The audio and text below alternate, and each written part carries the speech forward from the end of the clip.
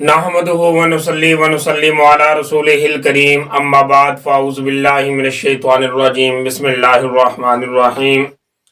لا تنالوا البر حتى تنفقوا مما تحبون صدق اللہ العظیم۔ سامعین، خلاصہ دعوت القرآن کے حوالے سے یہ چوتھا پارہ آج آپ کی خدمت میں حاضر ہے۔ اس پارے کے دو جز ہیں، سورت آل عمران کا حصہ اور سورت النساء کا ابتدائی حصہ۔ سورت آل عمران کے اس حصہ کے اندر اللہ پاک نے 6 چیزوں کا تذکرہ کیا ہے۔ نمبر 1، خانہ کعبہ اور خانہ کعبہ کے فضائل۔ نمبر 2، امت واحدہ یعنی اتفاق کا مسئلہ۔ اور نمبر 3، اس امت یعنی امت محمد صلی اللہ علیہ وسلم کی تعریفات اور ان کی خصوصیات۔ اور نمبر 4، 3 غزوات کا ذکر جو حضور صلی اللہ علیہ وسلم کے دور میں ہوئے۔ نمبر 5، جامع دعا۔ نمبر 6، کامیابی کے 4 اصول جو اللہ تبارک و تعالی نے اس صورت کے اندر ذکر کیے ہیں۔ اس پارے کی ابتدا جو اللہ پاک نے کی، لن تنالوا البر حتی تنفقوا مما تحبون، کہ اس وقت تک تم نیک ہو ہی نہیں سکتے جب تک اپنے محبوب اور نیک مال کو اللہ پاک کی راہ میں خرچ نہ کرو۔ یعنی جو چیز تمہیں پیاری ہے اور جس کو تم پسند کرتے ہو، اس چیز کو اللہ کے رضا کے لیے اللہ کے ترتیب کے مطابق، حکم کے مطابق خرچ کرو گے تو تب جا کر تم نیک کہلانے کے قابل ہو جاؤ گے۔ ورنہ اگر پیاری پیاری چیزیں آپ لے پسند کرتے رہو اور بل سر و سامان اور گھٹیا اور ردی چیزوں کو اللہ کے راستے میں خرچ کرو گے تو یہ نیکی کا کوئی اصول نہیں۔ اور پھر اس کے بعد اللہ تبارک و تعالی نے وہی خانہ کعبہ جو پہلی چیز بیان کی گئی، خانہ کعبہ اللہ کے گھر کے فضائل۔ اللہ نے فرمایا ان اول بیت وضع للناس للذی ببکۃ مبارک وہدی للعالمین، کہ بے شک پہلا گھر، پہلی مسجد جو اللہ تبارک و تعالی نے بنانے کا حکم دیا وہ ہے خانہ کعبہ۔ اور اس کے بارے میں بہت ساری تفسیروں میں روایت آتی ہے کہ اللہ پاک نے یہ خانہ کعبہ کی تعمیر کا جو پہلا حکم دیا تھا وہ حضرت آدم علیہ السلام کو ہی، یعنی انسان واحد جو پہلا انسان، اول انسان، اس کو اللہ پاک نے اول گھر بنانے کا حکم دیا۔ تو سب سے پہلے آدم علیہ السلام نے اسی خانہ کعبے کی بنیادوں کے اوپر ایک گھر مسجد تعمیر کی اور اس کا طواف بھی کرتے تھے اور اس کے اندر آ کر اللہ پاک کی عبادت اور بندگی بھی کرتے تھے۔ ایک ترتیب کے مطابق آگے پھر اس گھر کو دوبارہ نئے سرے سے حضرت ابراہیم علیہ السلام سے تعمیر کرایا گیا، جس تعمیر کا حکم اللہ پاک نے سورت کے اندر بھی بیان کیا ہے۔ فیہ آیات بینات مقام ابراہیم ومن دخلہ کان آمنا وللہ علی الناس حج البیت من استطاع الیہ سبیلا، مکمل وہ تفصیل کہ حضرت ابراہیم علیہ السلام کا خانہ کعبہ تعمیر کرنا، پھر مقام ابراہیم، اور پھر اللہ پاک کی عبادت کے لیے حج اور عمرہ کے لیے اس گھر کو وقف کرنا اور زائرین کا آنا، یہ مکمل تفصیل کے ساتھ یہ ساری چیزیں بیان کی گئی ہیں۔ اور پھر دوسری چیز جو اس صورت کے اندر بیان کی گئی ہے وہ ہے اتفاق کا مسئلہ، یعنی اتفاق میں برکت۔ اور اللہ پاک کی طرف سے بھی حکم ہے کہ آپس میں تفرقہ بارش چھوڑو اور اتفاق کرو، دین اور مسئلے شریعت کے اوپر پابند ہو جاؤ۔ اللہ نے فرمایا وَاعْتَصِمُوا بِحَبْلِ اللَّهِ جَمِيعًا وَلَا تَفَرَّقُوا، کہ اللہ کی اس رسی کو مضبوطی کے ساتھ پکڑ لو۔ وہ اللہ کی رسی کون سی ہے؟ وہ حبل اللہ، یہ قرآن مجید، یہ اللہ کا کلام ہے۔ تو اگر دین کے مطابق چلنا چاہتے ہو اور اللہ کے پیارے بننا چاہتے ہو تو پھر اللہ پاک نے کوئی ڈبل راستے نہیں بنائے، نہ اس دین شریعت کے اندر اللہ تبارک و تعالی نے کوئی فرقہ واریت کا سبق دیا یا درس دیا ہے۔ اللہ پاک نے ایک ہی چیز پر عمل کرنے اور ایک ہی راستے کی طرف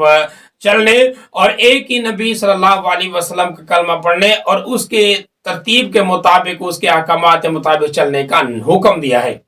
باقی جو فرقہ واریت بنی ہے، یہ فرقہ واریت باطل ہے، اللہ پاک کو نہ پسند ہے، نہ پیارے نبی صلی اللہ علیہ وسلم نے اس کا درس دیا ہے۔ ہاں، اللہ پاک نے جو حکم دیا وہ یہ کہ اللہ کے کلام کے مطابق عمل کرو اور نبی صلی اللہ علیہ وسلم کے شریعت اور آپ صلی اللہ علیہ وسلم کے سنت کے مطابق عمل کرو۔ تو اس وجہ سے اگر اختلاف چھوڑنا چاہتے ہو تو بہترین جو راستہ وہ یہ ہے کہ اللہ کا ایک کلام قرآن مجید جیسے کہتا ہے ویسے ہی کرتے جاؤ۔ اور پھر اسی مضمون کو اللہ تبارک و تعالیٰ نے آگے بھی چلایا ہے کہ اگر پھر فرقہ واریت بنے گے، مختلف گروہ بنیں گے، تو پھر اللہ پاک نے جو حکم دیا وہ یہ کہ اسی فرقوں میں سے پھر ایک گروہ ایسا ہوگا جو انسانوں کو اللہ کے حکم کی طرف بلائے گا. وَلْتَكُن مِّنكُمْ أُمَّةٌ يَدْعُونَ إِلَى الْخَيْرِ وَيَأْمُرُونَ بِالْمَعْرُوفِ وَيَنْهَوْنَ عَنِ الْمُنكَرِ کہ ایک گروہ تو ثابت قدم رہے گا لازمی طور پر قیامت تک. اللہ تبارک و تعالیٰ نے اسی امت کی بقا اور اسی امت کی اللہ تبارک و تعالیٰ نے جو آگے ترتیب چلانی ہے اس میں سے یہ بات لازم ہے کہ کوئی ایک گروہ تو ایسا ہوگا جو دین حق کی طرف اس امت کو بلائے گا. اب اگر فرقہ واریت کو دیکھیں تو ہر بندہ کہتے کہ وہی حق ہے. ہر فرقہ والے کا یہی مسئلہ ہوتا ہے کہ وَلْتَكُن مِّنكُمْ أُمَّةٌ مستاق وہی فرقہ ہے، باقی سب باطل ہیں. بہرحال حضور صلی اللہ علیہ وسلم نے بھی یہی علامت بیان کی کہ صحابہ نے پوچھا نا کہ اللہ کے نبی صلی اللہ علیہ وسلم جب 72 فرقے ہوں گے تو ان میں سے بہتر کون ہوگا اور جنت میں کون جائے گا؟ تو آپ نے فرمایا وَمَا أَنَا عَلَيْهِ وَأَصْحَابِي جو فرقہ میرے راستے پر میرے طریقے پر ہوگا اور میرے صحابہ کرام کے طریقے کے مطابق چلے گا وہی فرقہ ہوگا، وہی گروہ ہوگا، وہی بندہ ہوگا. کوئی فرقہ نہیں، وہی بندہ، وہی انسان، وہی لوگ ہوں گے جو جنت کی طرف جانے والے ہوں گے. اور پھر تیسرے نمبر پر اللہ تبارک و تعالیٰ نے اس امت کی تعریف اور اس امت کی اللہ پاک نے صفات کا تذکرہ کیا ہے. کون تم خیر امت اخرجت کہ تم بہترین امت ہو. یعنی اللہ پاک نے بہتری کیوں لگائی؟ اس وجہ سے کہ پہلے صاحب کا جو امتیں تھیں ان کا کام صرف سننا تھا، کرنا تھا بس. لیکن اس امت کی خاصیت یہ ہے کہ یہ نبی صلی اللہ علیہ وسلم کے دین کو سمجھتی ہے، سنتی ہے اور پھر اس کے بعد آگے ایک دوسرے کو تعلیمات بھی دیتی ہیں. اور یہی طریقہ جو حضور صلی اللہ علیہ وسلم کا ہے یہ آگے پھیلانے کی بھی کوشش کرتے ہیں. اس وجہ سے اللہ پاک نے اس امت کی تعریف کی ہے کہ کنتم خیر امت، تم ہی بہترین امت ہو. اخرجت للناس کہ تم لوگوں کی طرف نکل جاتے ہو. اور تأمرون بالمعروف وتنہون عن المنکر، نیکی کا حکم دیتے ہو، برائی سے لوگوں کو منع کرتے ہو. تو یہ جو خاصیہ ہے یعنی امر بالمعروف نہیں عن المنکر، اللہ پاک نے انبیاء کو یہ تعلیمات دی تھی. وہی تعلیمات انبیاء سے لے کر اس ذمہ داری کو اس امت اٹھانے والی ہے. اس وجہ سے اللہ نے اس امت کی تعریف کی ہے. اور پھر اللہ تبارک و تعالیٰ نے مزید آگے سابقہ امتوں کے کچھ کرتوت بھی بیان کی ہے، یعنی کہ وہ تقتلون انبیاءکم، انہوں نے حتیٰ کہ پچھلے جو امتیں آئی تھی ان میں سے تو اتنی خرابیں پیتی تھی انہوں نے اپنے وقت کے نبیوں کو بھی قتل کر دیا تھا. لیکن تمہاری حالات ایسے ہے کہ اللہ پاک نے تمہیں بہترین امت بنا دیا ہے. اس وجہ سے تعریف اللہ پاک نے کی ہے. اور پھر اس کے بعد اللہ تبارک و تعالیٰ نے جو چوتھی چیز بیان کی ہے اس حصے کے اندر، اس پارے کے اندر، وہ یہ کہ اللہ تبارک و تعالیٰ نے 3 غزوات کا ذکر کیا ہے. وَإِذْ غَدَوْتَ مِنْ أَهْلِكَ تُبَوِّئُ الْمُؤْمِنِينَ مَقَاعِدَ لِلْقِتَالِ وَاللَّهُ سَمِيعٌ عَلِيمٌ اِذْ هَمَّت طَّائِفَتَانِ مِنْكُمْ أَنْ تَفْشَلَا.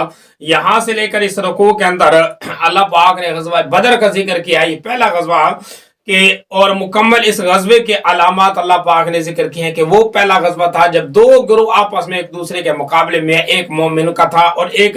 کافروں کا تھا. مومن اگرچہ ہتھیاروں کی نسبت اور اسباب کی ضرورت کی بنا پر کم تھے، تعداد کے اعتبار سے بھی کم تھے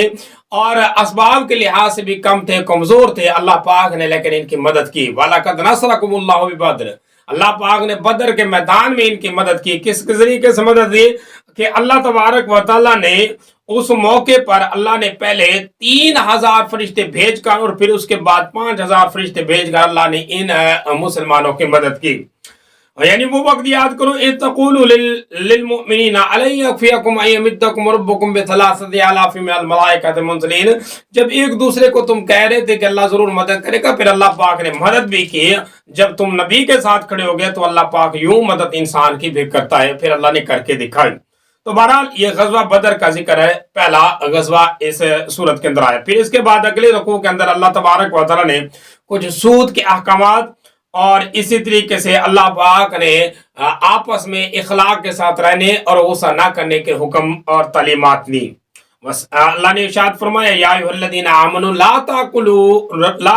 الربا اضعافا مضاعفہ، کہ ایک دوسرے کا مال بڑا چڑھا کر نہ کھاؤ، یعنی ایک دوسرے کے مال کو ملا کر ہڑپ کر کے سودی کاروبار کر کے ربا کے ساتھ ایک دوسرے کے معاملات کو نہ کرو، بلکہ معاملات جو ایک دوسرے کے ساتھ کرو تو اچھے سلوک کے ساتھ کرو.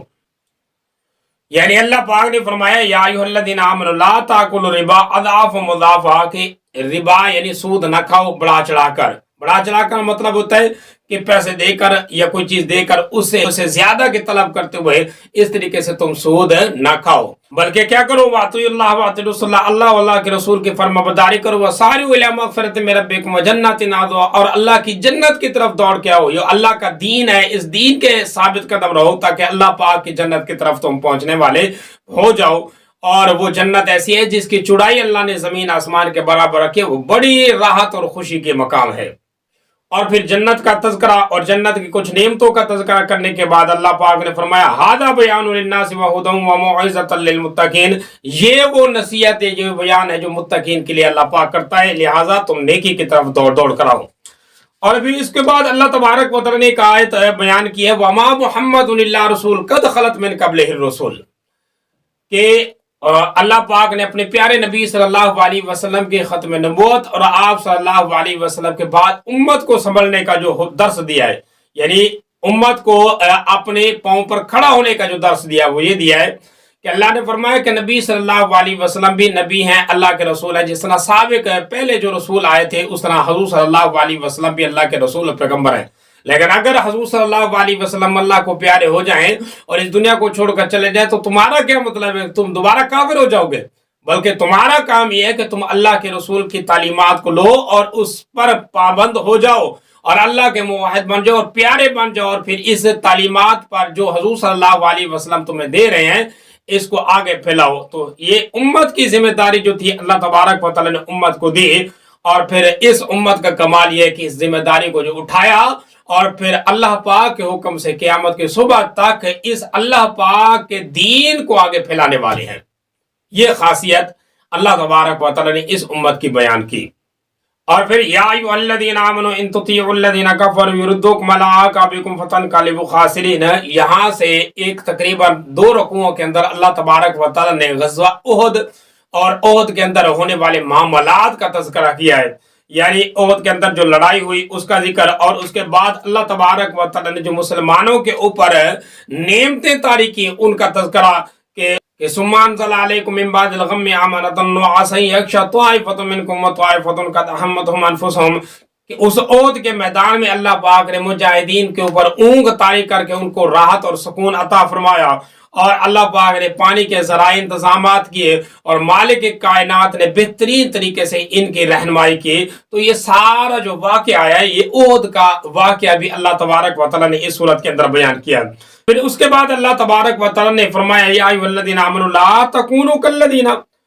قاوروا وقالوا لاخوانهم اذا ضربوا في الارض وكانوا غزا لو كانوا عندنا ما ماتوا وما قتلوا، کہ اے ایمان والیو تم ان کافروں کی طرح نہ ہو جانا اور انکاریوں کی طرح نہ ہو جانا جنہوں نے اپنے وقت کے نبیوں کو یہ کہہ دیا تھا کہ تم جا کر لڑو، یعنی وہ پہلے جو لوگ تھے ان کی طرح تم انکار نہ کرنا، بلکہ اللہ پاک نے ایسی تعلیم دی اس امت کو کہ یہ شہدائے حضور صلی اللہ علیہ وسلم کے ساتھ تنے تنا کھڑے ہو گئے۔ تو اسی طریقے سے پھر حضور صلی اللہ علیہ وسلم کے صحابہ کے وہ واقعات آتے ہیں جب حضور صلی اللہ علیہ وسلم نے مشورہ کیا کہ کون ہے جو ہمارے ساتھ کھڑا ہوتا ہے، تو سارے کھڑے ہو گئے۔ انہوں نے کہا کہ اے اللہ کے نبی صلی اللہ علیہ وسلم ہم ان میں سے نہیں، اور نہ ہی آپ کو ویسے کہیں گے جیسے کہ بنی اسرائیل نے اپنے وقت کے نبی حضرت موسیٰ علیہ السلام کو کہا تھا کہ تم جا کر لڑو، تمہارے رب لڑو، بلکہ ہم تو آپ کے دائیں طرف بھی لڑیں گے، بائیں طرف اور آگے پیچھے ہر طرف ہم لڑتے ہوئے نظر آئیں گے۔ تو یہ حضور صلی اللہ علیہ وسلم کے صحابہ کی ایک شان تھی۔ اور پھر اس کے بعد اللہ تبارک و تعالیٰ نے کچھ قتال کے حکم اور کچھ احکامات بیان کیے، اور خود نبی صلی اللہ علیہ وسلم کو اللہ پاک نے ان صحابہ کے ساتھ مشورے کا بھی حکم دیا، فَبِمَا رَحْمَةٍ مِّنَ اللَّهِ لِنْتَ لَهُمْ وَلَوْ كُنتَ فَظًّا غَلِيظَ الْقَلْبِ لَانفَضُّوا مِنْ حَوْلِكَ فَاعْفُ عَنْهُمْ وَاسْتَغْفِرْ لَهُمْ وَشَاوِرْهُمْ، یعنی اے نبی صلی اللہ علیہ وسلم آپ کی رحمت یہ ہے جو ان صحابہ کو آپ کے گرد جمع کیے ہوئے ہے۔ تو یہ حضور صلی اللہ علیہ وسلم کی شان بھی تھی۔ اور پھر حضور صلی اللہ علیہ وسلم کو یہ بھی حکم ہوا ہے کہ یہ صحابہ دین کے خاطر آئے ہیں، اور آپ ان کے ساتھ نرمی کے ساتھ معاملات اور محبت اور استغفار کے ساتھ ان کے معاملات کریں، اور ان کے دعائیں استغفار بھی کرتے رہیں، ان کے ساتھ مشورہ بھی کرتے رہیں۔ اور پھر اسی طریقے سے جو مجاہد جنگ کے اندر شہید ہو جاتے ہیں ان کے بارے میں اللہ پاک نے فرمایا وَلَا تَحْسَبَنَّ الَّذِينَ قُتِلُوا فِي سَبِيلِ اللَّهِ أَمْوَاتًا، ان کو مردہ نہ کہنا بلکہ یہ اللہ پاک زندہ ہیں، اور اللہ نے ان کے لیے بہترین سر و سامان اور بہترین ان کے لیے زندگی کا انتظامات کر رکھے ہیں۔ اور اس کے بعد جو تیسرا غزوہ اللہ پاک نے اس صورت کے اندر بیان کیا وہ ہے हमरुल अस्वद। अल्लाह पाक ने इरशाद फरमाया अल्लज़ीना इस्तजाबू लिल्लाहि व रसूलिहि मिन बादि मा असाबहुमुल कहर लिल्लज़ीना अहसनु मिनहुम वत्तक़ू अज्रुन अज़ीम। इस सूरत के अंदर ये इन आयतों के अंदर वो उस गज़वे का तज़किरा है कि अल्लाह ने तहकीक और फिर अल्लाह पाक ने उन सहाबा की भी तारीफ की कि तहकीक वो लोग जो अल्लाह के रसूल की बात को सुनते हैं और हर मुसीबत के वक्त अल्लाह पाक के पैगाम पर और नबी सल्लल्लाहु अलैहि वसल्लम के पुकार पर जमा हो जाते हैं और मसाइल में खड़े हो जाते हैं, वो लोग बड़े अच्छे हैं। और यानी कि गज़वा बदर के बाद फौरन वो वाक़या पेश आया जो मुनाफिकीन के साथ था, तो अल्लाह तबारक व तआला ने उनकी भी तारीफ की। और फिर इसी के ज़िमन में अल्लाह तबारक व तआला ने कुछ मसाइल और भी बयान किए। एक मसला इल्म गैब का, मा कान अल्लाहु लियज़रल मुमिनीना अला मा अंतुम अलैहि हत्ता यमीज़ल खबीसा मिनत तय्यब व मा कान अल्लाहु लियुत्लिअकुम अलल गैब वलाकिन्नल्लाह यज्तबी मिन रुसुलिही मन यशा। यानी अल्लाह पाक इल्म गैब का मसला भी इस सूरत के अंदर बयान किया गया कि वो सारी गैब की जो चाबियां वो अल्लाह के हाथ में है। अल्लाह अपने रसूलों को अपने खजाने में से कुछ गयूबात अता फरमाता है और वो सारे गयूबात जो दुनिया के अंदर आए हुए अल्लाह पाक के रसूलों और पैगंबरों के जरिए से ही आए हुए हैं। बाकी कुल्ली जो गैब है वो अल्लाह पाक के हाथ में है और अल्लाह तबारक व तआला के खजाने की चाबियां अल्लाह के अलावा और किसी के पास नहीं है। फिर इसी तरीके से आगे अल्लाह तबारक व तआला ने कुछ इसी मजमून को आगे भी फैलाया और फिर अल्लाह तबारक व तआला ने इंसान की मौत और हयात के मसले में बयान किए। कुल्लु नफ्सिन ज़ाइक़तुल मौत, यानी हर नफ्स ने मरना है और दुनिया के अंदर जो आए हो तो अल्लाह पाक के अहकामात की तैयारी करने के लिए आए हो। और फिर 5वें नंबर पर अल्लाह तबारक व तआला ने जो इस सूरत के अंदर चीज बयान की है वो है दुआ। अल्लाह पाक ने ये आगे जो रुकू आ रहा है इस रुकू के अंदर अल्लाह तबारक व तआला ने बेहतरीन तरीके से एक दुआ और इंसान के संभालने का एक तरीका समझाया है।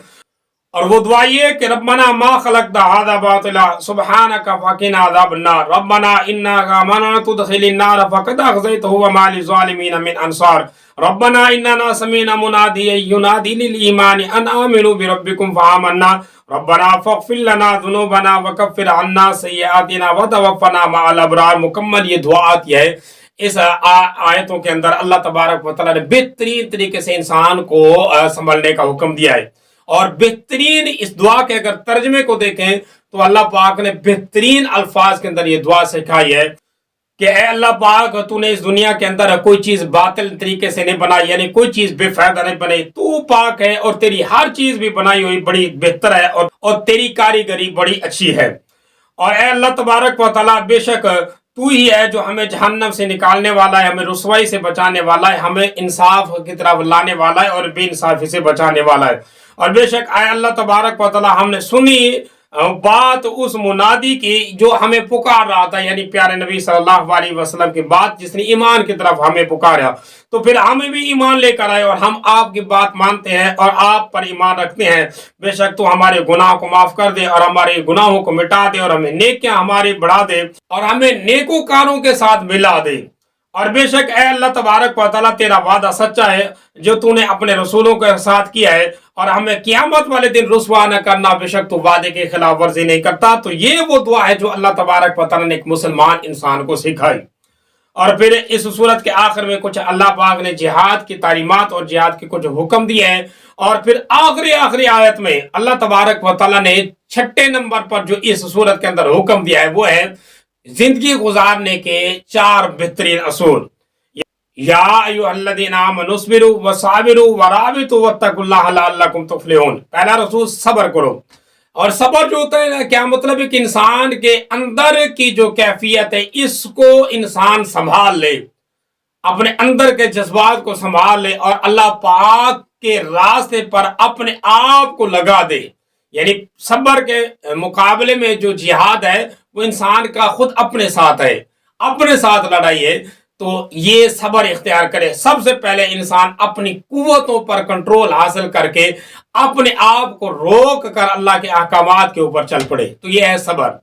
और दूसरी जो चीज है वो मुसाबरा। मुसाबरा का मतलब होता है अब ये बाहर की ताकतों के साथ इसने लड़ना है, उनके खिलाफ भी इसने सब्र करना है। बाहर के हादसात और बाहर के हालात ऐसे आएंगे जो इस इंसान को अल्लाह के दीन से दूर करेंगे, लेकिन इंसान ने इनको भी रोकना है اور اپنے آپ کی دفاع کرنا ہے، تو اس مصابرت کا بھی اللہ پاک نے حکم دیا۔ اور تیسرے نمبر پر جو چیز آتی ہے زندگی گزارنے کے اصولوں میں سے، وہ ہے مرابطہ، یعنی دین کے حدودوں کی پھر اس نے حفاظت بھی کرنی ہے، اور اس نے اللہ پاک کی شریعت کو سنبھالنا بھی ہے۔ پہلا اپنے آپ کو سنبھالنا،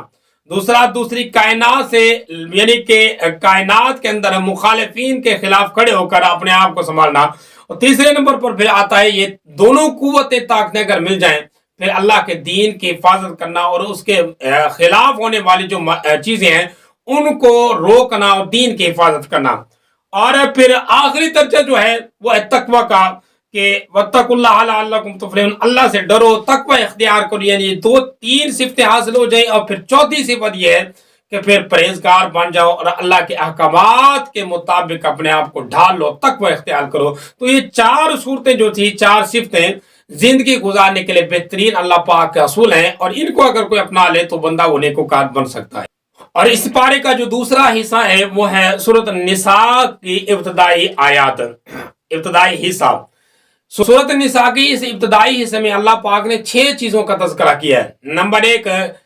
نفس واحد، یعنی حضرت آدم علیہ السلام کے تخلیق کے بعد اس سے اللہ نے انسانیت کو کیسے آگے پھیلایا۔ نمبر 2، اللہ پاک نے تعدد ازواج کا تذکرہ کیا۔ نمبر 3، یتیم کے مال کا ذکر کیا۔ نمبر 4، میراث کا تذکرہ کیا اللہ تبارک و تعالی نے۔ نمبر 5،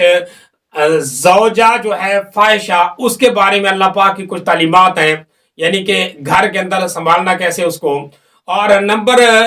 6، آخری جو چیز اللہ تبارک و تعالی نے بیان کی وہ ہے محرمات کا تذکرہ، جو اس پارے کے آخری آیت میں ہے، اس کا بھی ذکر ہے۔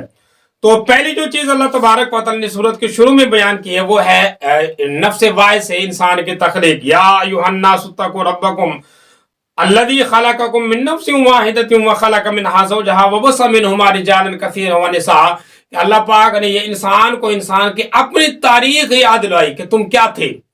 ایک نفس کو اللہ پاک نے یعنی آدم علیہ السلام کو پیدا کیا، پھر اس کے اندر سے اللہ نے اس کی بیوی کو تخلیق کیا، پھر اس سے اللہ پاک نے پوری انسانیت کو چلا دیا، یعنی مرد عورت کو اللہ پاک نے پیدا کر کے اس کی نسل کو آگے پھیلا دیا۔ اور پھر دوسرے نمبر پر اللہ تبارک و تعالی نے جس چیز کا تذکرہ کیا ہے وَآتُوا الْيَتَامَى أَمْوَالَهُمْ وَلَا تَتَبَدَّلُوا الْخَبِيثَ بِالطَّيِّبِ، یعنی یتیم کے مال کو نہ کھاؤ اور یتیم کے مال کی بلکہ حفاظت کرو۔ بلکہ اس کے بعد ایک آیت آتی ہے، اللہ پاک نے فرمایا کہ جس بندے نے یتیم کے مال کو کھایا، ان الذین یاکلون اموال الیتامی ظلما انما یاکلون فی بطونہم نارا، جس نے یتیم کے مال کو کھایا گویا کہ اس نے اپنے پیٹ کے اندر آگ بھری، وہ اپنے پیٹ کو آگ سے بھر رہا ہے، کل قیامت والے دن اس نے اس کا جواب بھی دینا ہے۔ لہٰذا یتیموں اور مسکینوں غریبوں کے مال کو ناجائز طریقے سے ہڑپ کرنا یہ بہت بڑا گناہ ہے۔ اور پھر اسی کے ضمن میں ایک مسئلہ یہ بھی سمجھ لو، آج کل جو ہمارے دور کے اندر یہ سلسلہ چل پڑا ہے، یہ اصال ثواب کی محفلیں اور اصال ثواب کے نام پر جو خیراتیں اور دعوتیں ہم اڑاتے ہیں، یہ دعوتیں جو ہے نا یہ بھی بڑے قابل غور ہیں۔ اکثر ان میں یہ ناجائزی ہو جاتی ہے کہ مال یتیم کا ہوتا ہے، مال ان لوگوں کا ہوتا ہے جو بندہ اس دنیا کو چھوڑ کر چلا گیا، اس کے پیچھے یتیم ہے، لیکن کھانے والے رشتہ دار اور اڑانے والے یہ سارے علاقے کو لوگ بسا اوقات بہت سارے مقامات پہ ایسا ہوتا ہے کہ یہ ناجائز کام کر رہے ہوتے ہیں اصال ثواب کے نام پر۔ اور پھر تیسری چیز جو اللہ تبارک و تعالی نے سورت کے اندر بیان کی ہے وہ ہے تعدد نساء، یعنی ایک سے زائد بیویوں کا رکھنا اگرچہ شریعت کے اندر جائز ہے۔ اللہ نے ارشاد فرمایا ہے فَانْكِحُوا مَا طَابَ لَكُم مِّنَ النِّسَاءِ مَثْنَىٰ وَثُلَاثَ وَرُبَاعَ، یعنی ایک کے بعد دو دو، تین تین اور چار چار بیویاں کوئی اگر انسان رکھنا چاہتا ہے تو رکھ سکتا ہے، لیکن ان کے اندر وہ اصول چلے گا، یعنی کہ ہوگا ان کے اندر برابری، جیسے کہ حضور صلی اللہ علیہ وسلم کی تعلیمات ہیں۔ اور پھر چوتھے نمبر پر ایک رکوع آ رہا ہے آیت میراث، یوصیکم اللہ فی اولادکم للذکر مثل حظ الانثیین، یعنی مکمل رکوع کے اندر یہ مکمل 2 آیتیں ہیں بڑی، ان 2 آیتوں کے اندر اللہ تبارک و تعالی نے میراث کے مسئلے کو مکمل اصول کے ساتھ سمجھا دیا ہے، یعنی مکمل جو میراث کے اصول ہیں اللہ پاک نے سمجھا دی ہیں کہ والد کو کتنا ملے گا، والدہ کو کتنا ملے گا، بیٹوں کو کتنا ملے گا، بیٹیوں کو کتنا ملے گا، اور اسی طریقے سے بھائیوں کا کتنا حصہ آئے گا جو اگر ان کے وارث نہ ہو، تو مکمل اصول کے مطابق اللہ پاک نے یہ میراث کے مسئلے کو بھی بیان کر دیا ہے۔ اور پھر اس کے بعد جو رکوع آ رہا ہے کہ واللاتی یاتین الفاحشۃ من نسائکم فاستشہدوا علیہن اربعۃ منکم، اس مکمل رکوع کے اندر اللہ پاک نے ایک مسئلے کو بیان کیا، وہ یہ ہے کہ اگر کسی مرد کی بیوی زوجہ اگر کسی مرد کی وہ ہو فاحشہ، تو پھر انسان کیا کرے، یعنی کہ کھلا علل اعلان کلم کھلا وہ بدکاری کرنے والی ہو، تو پھر انسان کیا کرے۔ تو اللہ تبارک و تعالیٰ نے اس کے مکمل اصول بیان کیے۔ پہلا تو مسئلہ یہ ہے کہ خام کا ایسے کسی کے اوپر بہتان لگا کر اس کو فاحشہ کا لقب نہ دے دیا جب تک گواہ موجود نہ ہو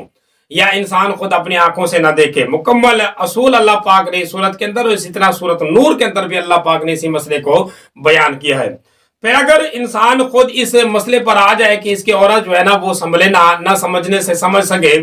اور نہ وہ ہی کسی حال میں اس بدکاری کو فاحشہ کو چھوڑنے والی ہو اور بری فطرت کو چھوڑنے والی ہو، تو پھر اللہ تبارک و تعالیٰ نے حکم پہلے تو یہ دیا ہے کہ دیکھو یاد رکھو، ایک چیز کو تم برا سمجھ رہے ہوتے ہو سکتا ہے کہ جو اس کو سمجھ رہے ہو وہ صحیح نہ ہو، یعنی پہلے اس مسئلے کو یقینی طور پر فیصلہ کر لو کہ شک کے معاملات میں اس طرح اپنے عورت کے اوپر بہتان لگا دے، ایسا نہ ہو۔ لیکن اگر یقینی معاملات ایسے ہوں تو پھر عرت تم مستبدال زوج مکان زوج آتی تم احداہن قنطارا، تو پھر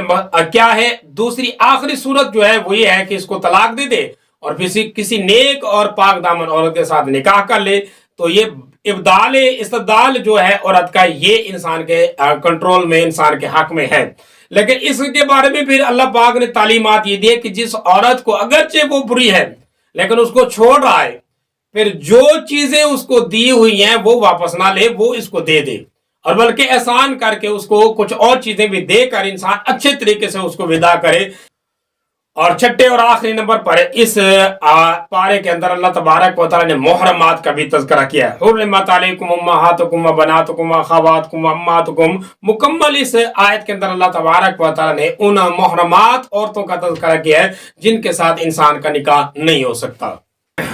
اور وہ 11 عورتیں ہیں، یعنی 11 وہ عورتیں ہیں جن کا تذکرہ اللہ تبارک و تعالیٰ نے اس سورت کے اندر کیا۔ حرمت علیکم امہاتکم، مائیں، و بناتکم، بیٹیاں، و اخواتکم، اور بہنیں، و اماتکم،